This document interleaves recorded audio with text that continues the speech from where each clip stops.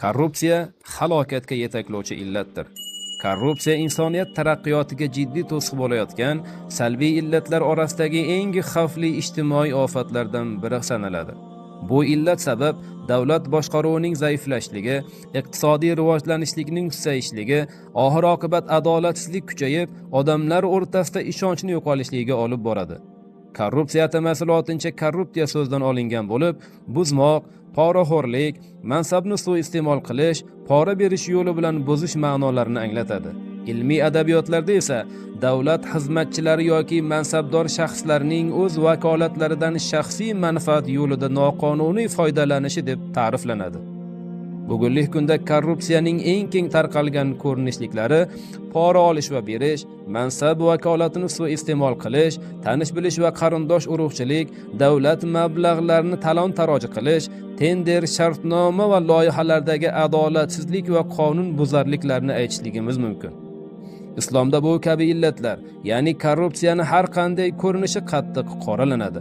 Alloh taolo Moida surasining 42-oyatida munofiqlarning belgilarini sanab, ularni akkaluna lis-suhti, ya'ni harom pora yeydiganlardir deb aytib o'tadi. Poraxo'rlik va shunga o'xshash aldov yo'li bilan o'zlashtirilgan har qanday moddiy narsaga boshqalarning mulkini nohaq o'zlashtirish deb qaralanadi. Alloh taolo Baqara surasining 188-oyatida mol dunyolaringizni oralaringizda harom yo'llar bilan yemang va bilib turib harom yo'l bilan o'zlashtirish uchun pora qilib hokimlarga uzatmang deb ogohlantiriladi.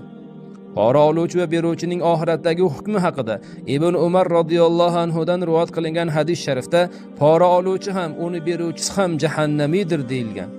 Abu Hurayra radhiyallohu anhudan rivoyat qilingan hadis sharifda esa pora olgan qozilar payg'ambar alayhissalomning la'natlariga duchor bo'lishligi aytib o'tilinadi. Rasululloh sallallohu alayhi va sallam hukm chiqarishda pora bergan va olganni la'natladilar.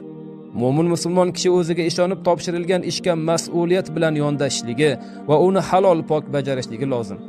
Bu haqida payg'ambar sallallohu alayhi va sallam biror kishini bir mansabga tayinlasak va o'sha ish uchun unga maosh bersak, shundan keyin u maoshidan tashqari olgan har qanday narsa g'ulul, ya'ni xalq mulkini o'g'irlashdir deb aytib o'tganlar. Davlat va xalqning haqqini o'g'irlagan, o'ziga bildirilgan ishonchga xiyonat qilgan kimsaning hisobi og'ir bo'ladi. Alloh taolo Al-Imron surasining 161-oyatida "Va man yaghlul ya'ti bima ghalla yawmal qiyamah", ya'ni kim xiyonat qilsa qiyomat kunida Allohning huzuriga qilgan xiyonati bilan birga keladi deb ogohlantirib o'tadi. Korrupsiya bu jamiyatni tanazzulga yetaklovchi, davlatni zaiflashtiruvchi, insonparvarlik va adolat tamoyillarini yemiruvchi o'ta xavfli illatdir. Shu sababli ham korrupsiyaga qarshi kurashish har birimizning burchimizdir. Bunda har bir inson o'z mas'uliyat va daxldorligini his qilishligi, poklik va halollikni hayot me'yoriga aylantirishligi lozim. Ana shundagina jamiyatda adolat, taraqqiyot va farovonlik qaror topadi. Adolatli va korrupsiyadan xoli jamiyat esa millatning yorqin kelajagi kafolatidir.